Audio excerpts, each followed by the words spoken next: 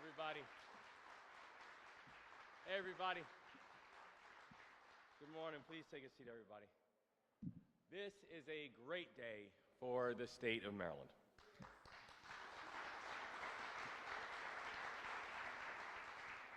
But it's not lost on me, and I know it's not lost on anybody here, that today's triumph was born out of tragedy. That just shy of 1 year ago, on March 26th, I got a call in the middle of the night, and I learned that the dolly had slammed into the Key Bridge and brought it down. In response to this horrible tragedy, that first morning, we laid out 4 key objectives. The first, we would locate all of the victims and provide comfort and closure to their families. The second, we would clear the channel and fully reopen the Port of Baltimore to vessel traffic. The third, we would support everyone who was affected by this collapse, from the dock workers to our small businesses. And the fourth, we would rebuild the Francis Scott Key Bridge. We tackled the first 3 directives faster than anyone anticipated.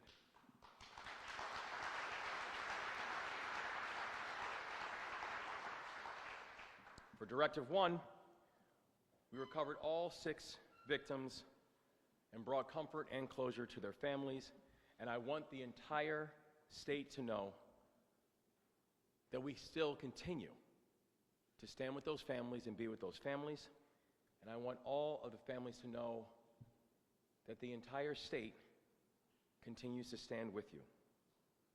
Están en nuestros corazones, nuestros pensamientos y nuestras oraciones. Directive 2. While many said it would take 11 months to reopen the Port of Baltimore, this team got it done in 11 weeks.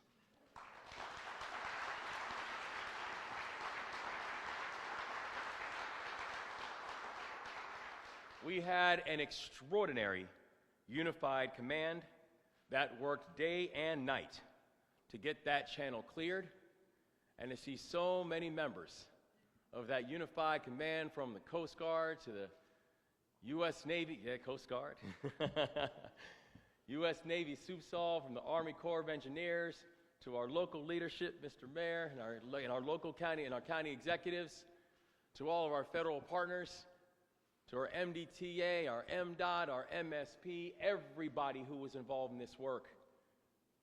This was the gold standard of what unified command could and should look like. Directive 3, we passed bipartisan legislation with the Maryland General Assembly to support our workers and keep Marylanders on the job. And I want to give a shout out to the members of the Maryland General Assembly who got it done within days on a bipartisan basis to be able to make sure that funding was there. Thank you, Senator. And after completing those 3 directives, we set our focus on number 4, rebuilding the Francis Scott Key Bridge. And this directive is not about nostalgia. This directive is about necessity. Because you cannot have a fully functioning Port of Baltimore, the gateway to America, without the Key Bridge.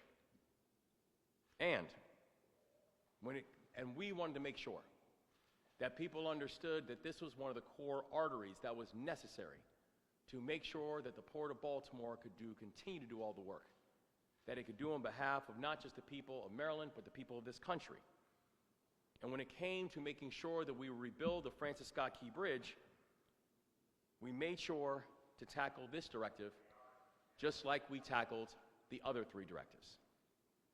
Together, arm in arm, that we were going to be mission first and people always.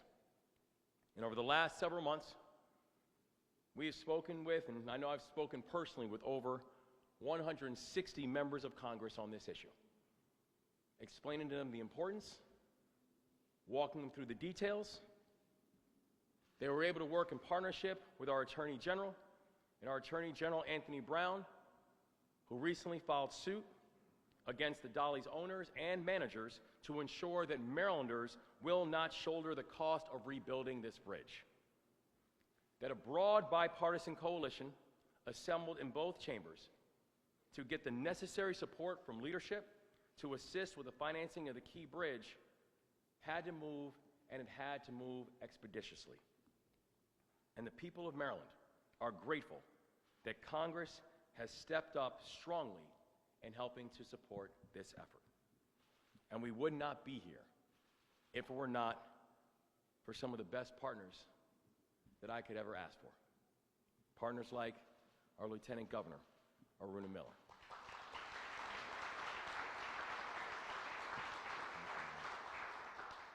Partners like our Transportation Secretary, Paul Wiedefeld.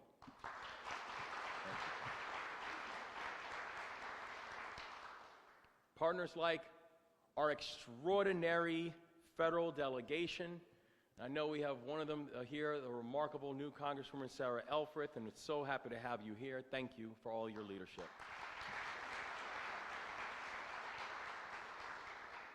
And I know there's a few members who I also want to give a special personal shout out to, include Congressman Nfume. I know this is his district, and I know he wanted to be here, but he's called down to Washington.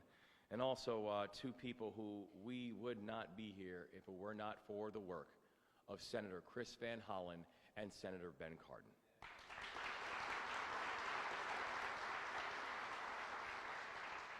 It took a big team to get to this moment.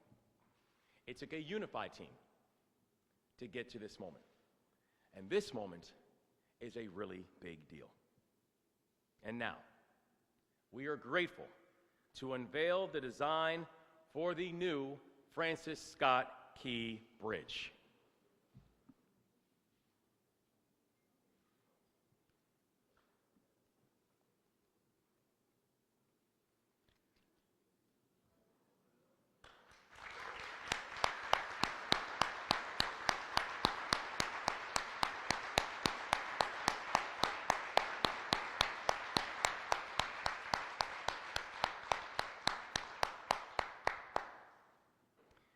This proposal honors the architectural tradition of the Francis Scott Key Bridge. The original bridge was built using the most advanced industry standard and best materials available at the time. Our new bridge will also be constructed in accordance with the most advanced industrial standards and also the very best in infrastructure design. We are going to use the best materials available, and we are going to employ many Marylanders to get it done.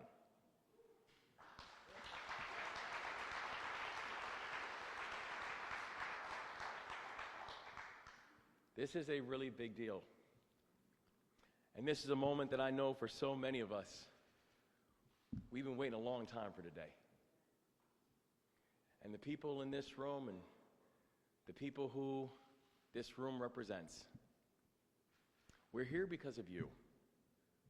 We're here because you never stop pushing. We're here because you never stop believing that we would look up and one day again soon see the Francis Scott Key Bridge. We are going to continue to work together to cement Baltimore as a maritime hub for the East Coast and a maritime hub for this nation.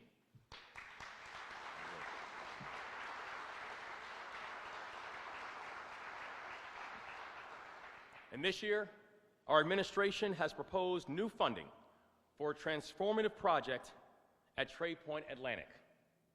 It is going to increase the Port of Baltimore's container capacity by 70%. It will create more than 8,000 jobs, and it will generate more than $1 billion in private investments.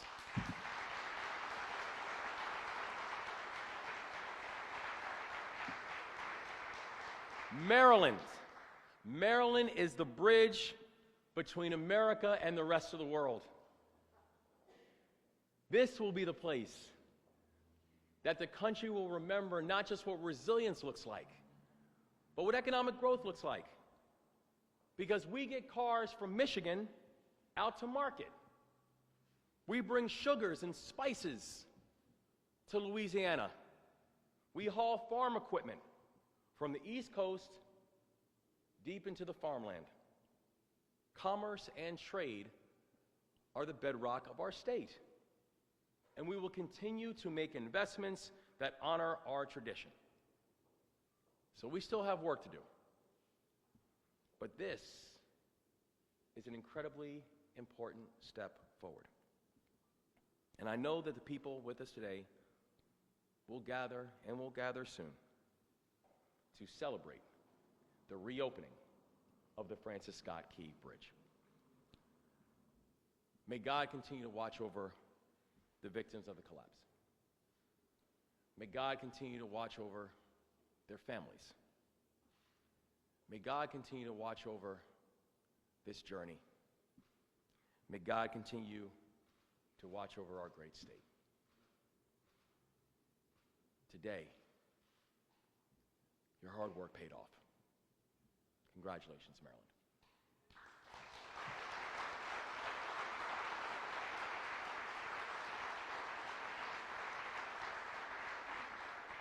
I am now honored to turn the microphone over to my partner in the work, our state's Lieutenant Governor, Aruna Miller.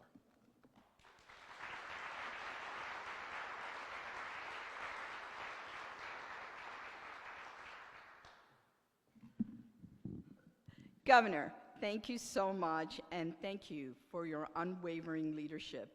In one of Maryland's worst maritime disasters, you didn't just lead an effort to rebuild.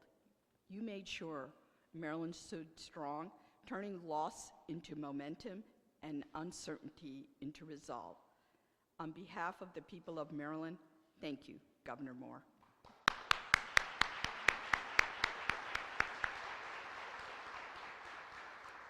Good afternoon, everyone.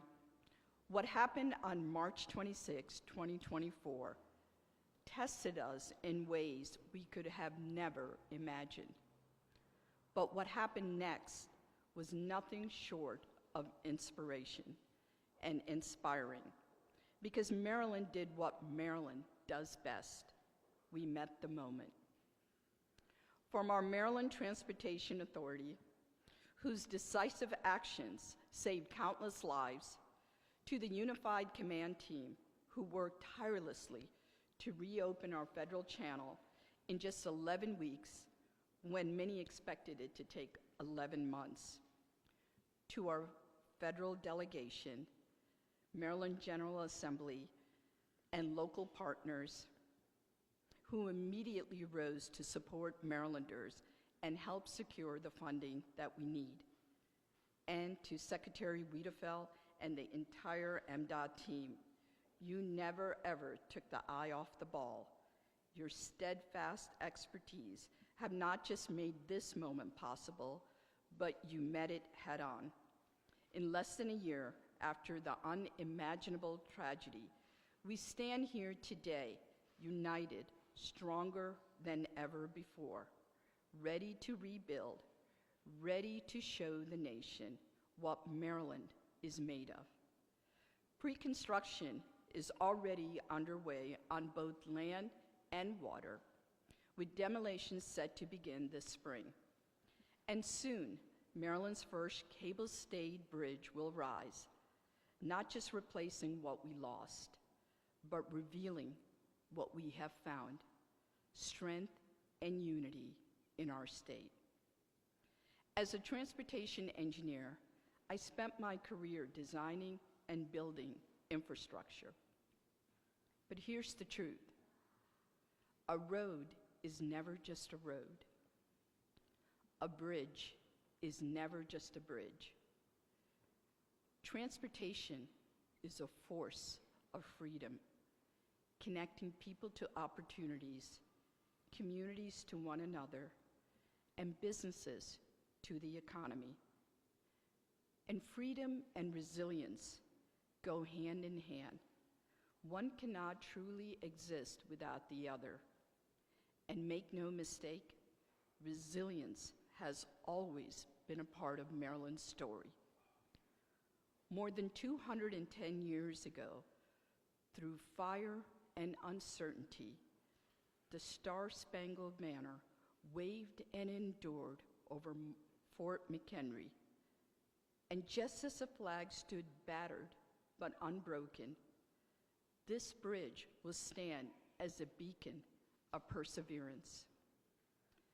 This bridge will stand not as a testament to one person, but to all Marylanders, to the 6 workers we lost and their families, to workers who will bring it back to life, and to the spirit that defines this great state.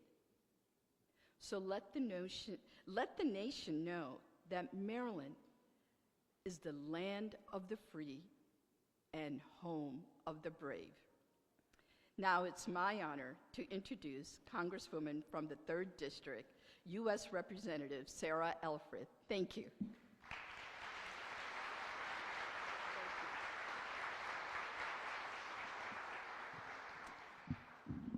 Thank you so much, Madam Lieutenant Governor. It's a privilege to be with all of you today. Thank you to the governor and his administration. You've kept your eye on the ball every single day since this tragedy occurred, and Marylanders know that. I'm here today on behalf of the entire Maryland congressional delegation, a number of whom are busy voting in DC right now. Senator Van Hollen, Senator Also Brooks, Congressman Mfume, of course, whose district we are sitting in, Congressman Olszewski, whose district was majorly impacted by this tragedy, and I am proud to represent Anne Arundel and Howard counties that were equally impacted by the transportation deficit that we've experienced. I'm so glad the governor highlighted the 6 lives that were lost and their families. Let's continue through this construction and through the opening to uplift those families and make sure they know how much we honor them. Now, I am old enough to remember when Republicans and Democrats could come together and do big things. It was only 2 months ago, actually, when led by the governor and quarterbacked by Senator Cardin, Senator Van Hollen, Congressman Mfume, Congressman Andy Harris, Chairman of the Appropriations Committee, Tom Cole, came together recognizing, as the governor said, this is not just a Baltimore asset and Baltimore problem. This is a regional asset. This is a national asset that deserves the investment of the U.S. Congress. And Governor, I think I mentioned when I went up to introduce myself to Chairman Cole, who's a Republican, on the floor 2 weeks ago, and to thank him for his tireless advocacy for this bridge in his committee, he said, "Oh, it was all your governor." So know that you have many fans, not just in the Maryland delegation in Congress, because they recognize your fierce advocacy for this project. And I'll just close by saying, let this bridge be a beacon of what is possible, what can be accomplished through teamwork, through bipartisanship, and through the optimism of what can happen when we work together. Thank you very much for leading this effort. I'm proud to next introduce my fellow Towson University Tiger, Secretary of MDOT, Paul Wiedefeld.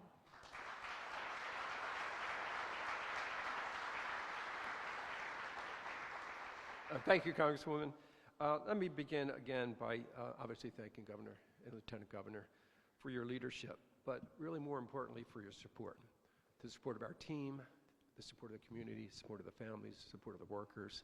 I mean, that's really what it's been about, and you continue to do that. So I just want to thank both of you first and foremost. I also want to thank Secretary Martinez with the Office of Small Business Affairs, because, thank you.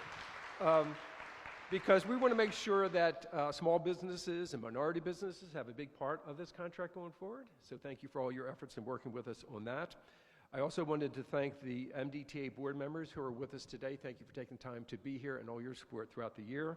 I wanted to thank, obviously, our Executive Director at MDTA, Bruce Gardner, and a special thanks to Jim Harkins, our Chief Engineer at the Maryland Transportation Authority.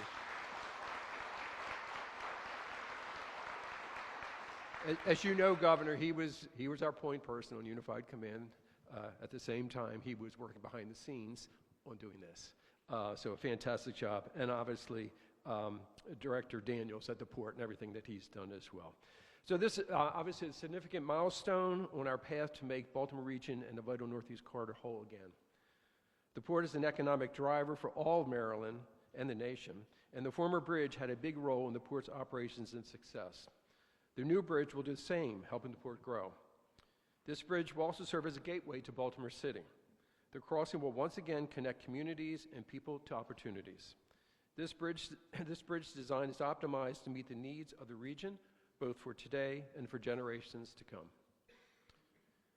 While this is a beautiful bridge, it will also be a working bridge for a working city. I look forward to putting Baltimore's mark on this bridge by working with the communities on aesthetic designs such as lighting, still girder color, and planned artwork for the bridge. This will add character and uniqueness from Charm City. We're ready to get to work, Governor. We are working, and we'll continue to work, but this work requires partnerships.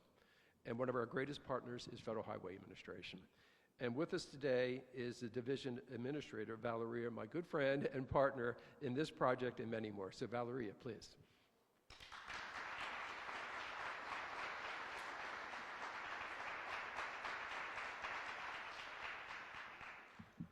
Thank you, Secretary Weatherford. What a glorious day today. Such a milestone. I am very happy to be here. I want to echo all the sentiments expressed today already and recognize the outstanding collaboration, partnerships that brought us to this point of rebuilding the Francis Scott Key Bridge, or as we call it at Federal Highway Administration, FSK. Near 11 months ago, Baltimore, Maryland, and the entire nation were shocked by the collapse of the FSK bridge. When I learned of the collapse, I immediately thought about people who were on the bridge. My heart goes out to the families of 6 construction workers who perished that day. Their absence is deeply felt, and their families' lives will never be the same. The heroic actions of Maryland Transportation Authority officers who swiftly respond by closing the bridge approaches and communicating the emergency undoubtedly saved many lives. Thank you, officers, for your heroic actions.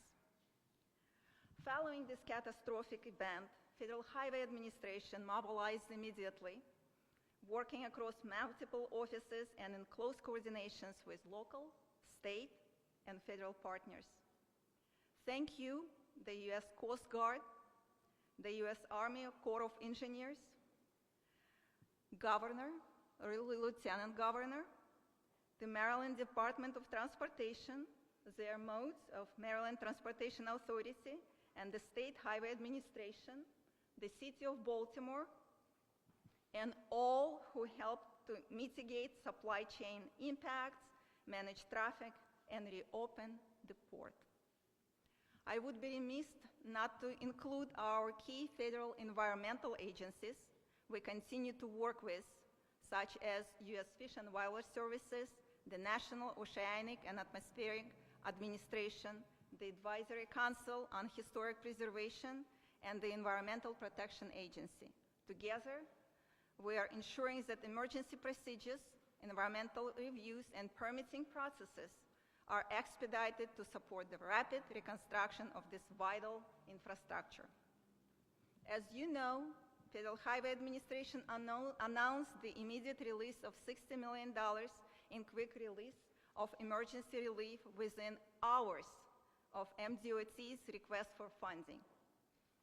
This funding served as initial down payment, and thanks to Maryland congressional delegation, the bridge reconstruction will be fully federally funded, ensuring people of Maryland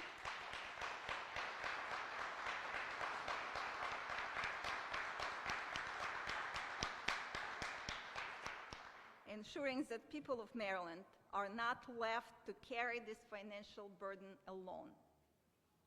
Federal Highway Administration Maryland Division team continues to work actively with all our partners, and we remain fully committed to seeing the project through. None of this progress would be possible without the strong leadership and partnerships between federal, state, and local agencies, among those with the invaluable input from the community. Thank you all for your hard collaborative work, ensuring that bridge is rebuilt stronger than before, a critical link for regional infrastructure is restored to provide for economic stability and the safety for all who rely on it. Thank you, have a wonderful day, and it's my great pleasure to introduce Armand Patel from Maryland Motor Carrier Association.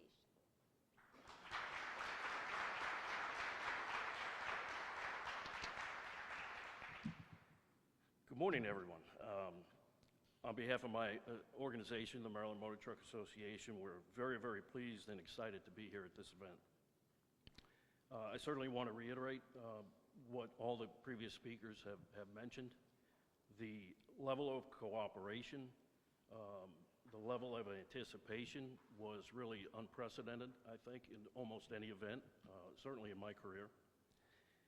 On behalf of the trucking community as a whole, and especially those who service the port, we want to express our sincere thanks to all of those who helped with the disastrous impact of this tragedy. Now, I have a list of thank yous, and you know what they say about thank yous. You know, when you start listing them, you inevitably leave someone off, so my apologies ahead of time if that happens. But our special thanks goes out to the White House and the U.S. Department of Transportation, who listened and understood the challenges that we faced, enabling the Federal Motor Carrier Safety Administration to enact temporary hours of service rulings, allowing our drivers to retrieve diverted Maryland cargo from neighboring ports. Governor Moore, whose leadership showed what can be accomplished while respecting the dignity of the victims and their families and emphasizing safety as a guiding principle.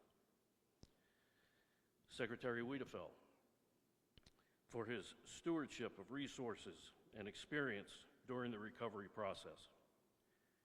An extra shout out to the entire team at the Maryland Department of Transportation, including SHA, the MDTA, for helping with the challenges of container transport and coordinating our requests. Port Director Jonathan Daniels, whose day-to-day advice and guidance help the community maintain focus while informing us of the progress and challenges of the effort. Secretary of Labor Portia Wu and her extraordinary team for the implementation of the Worker Retention Program and other support programs, including unemployment insurance available for independent contractors. Secretary of Commerce Kevin Anderson for the financial assistance to business owners. There are many others, but we also want to include the Maryland Department of Housing and Community Development, the Controller's Office, Baltimore County, the City of Baltimore, and also our neighboring states of Virginia, Pennsylvania, and Delaware. For our organization, it was never really a matter of how much a new bridge would cost. We're pleased that it's going to be backed by the federal government, but for us it was really a matter of how much would it cost not to rebuild it. The intermodal group from our association suffered a disproportional impact from this tragedy, but the impacts are felt through today and will be felt until the new bridge is reopened. A study was recently released within the last few weeks by the University of Maryland and Morgan State University that estimates the collapse of the Francis Scott Key Bridge will increase the trucking industry's operating costs by $92.8 million in 2025, and each year thereafter until a new bridge is opened in 2028. That totals almost $450 million of additional expense. And that's if we remain on schedule, so we're holding you to it. That said, we are confident that there is a team in place to deliver a new bridge safely, on time, and within budget. Thank you again, everybody. At this time, I'd like to bring the governor back up to the podium for any questions.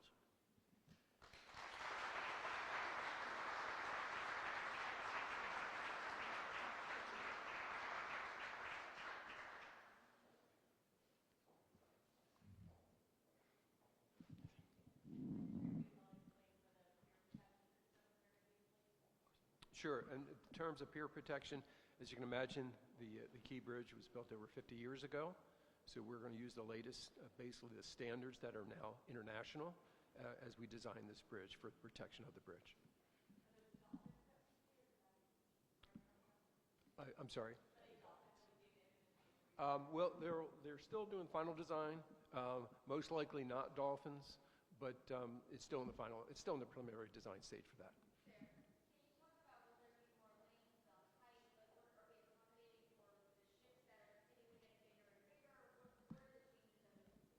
Sure. So the lanes will be basically to interstate standards today. So there'll be 10-foot shoulders on the outside and 4-foot shoulders on the inside. It will go from 185 feet to 230 feet from the waters, from the high tide. So it will accommodate future vessels of much larger size. As you know, we're building a bridge for 100 years. 2 lanes on each, exactly.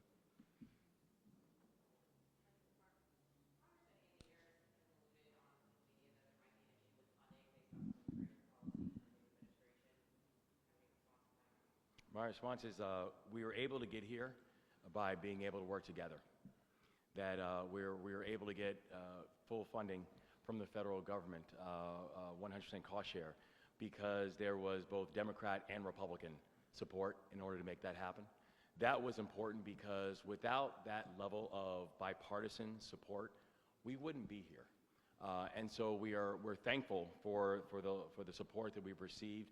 You know, Congresswoman Elfreth mentioned, you know, people like Chair Cole and Chair Womack, Republicans who believe that this project is necessary and required, and we're thankful and we expect the continued bipartisan support in order to complete the project.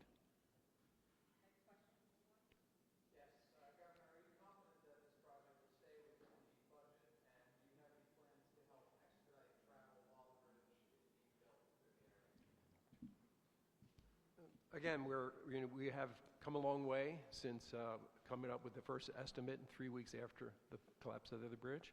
We continue to work with our partners at Federal Highway. We'll be coming up with an update on schedule and budget the next month or two as we, again, get much more detail. And in terms of, we have been working very closely with businesses and obviously the community in Baltimore City and Baltimore County in offering other opportunities, particularly transit for people to use. And clearly some of the things we've done to make sure if there's any incidents on the roadway to clear them as quickly as possible, just given the limited capacity that we have now in this system. There had been some question at the beginning of whether or not you were going to include a memorial to those who were killed while working on the bridge when the collapse happened. Is that part of this new design, and how would that work, and what would it look like? We know that once the bridge is complete, the memory of those who we lost on March 26th, their memory will not be forgotten. And so we will make sure, and we'll continue to make sure as we're going forward, that the memory of those that we lost will be remembered and preserved.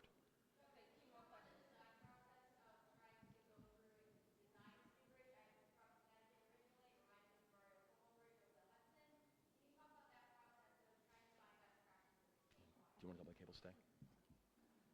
We have a international team working on it, to be frank, to help us with that. We have a very strong team, as I mentioned, with Jim here as our chief engineer.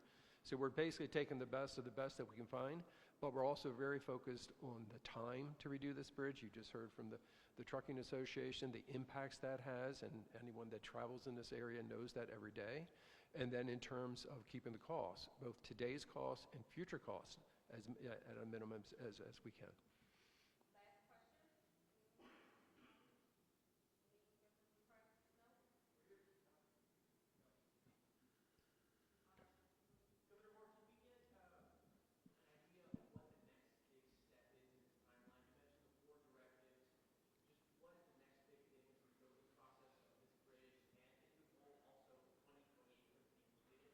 Yeah, the next big step will be in the spring when we will have the demolition of the still enacted pillars that we need to take down, because immediately after the demolition, we will begin the construction process. The beauty of today is that while today is the announcement about the cable stay, and again, the first cable stay bridge that we have in the state of Maryland, there has been work that's been already happening, whether it is soil sampling, whether it is work that's happening both in the water and also on land. So that work will continue, but the next big event the next big thing that we'll see will be the demolition of the pillars that are still enacted, because the construction will begin immediately after that.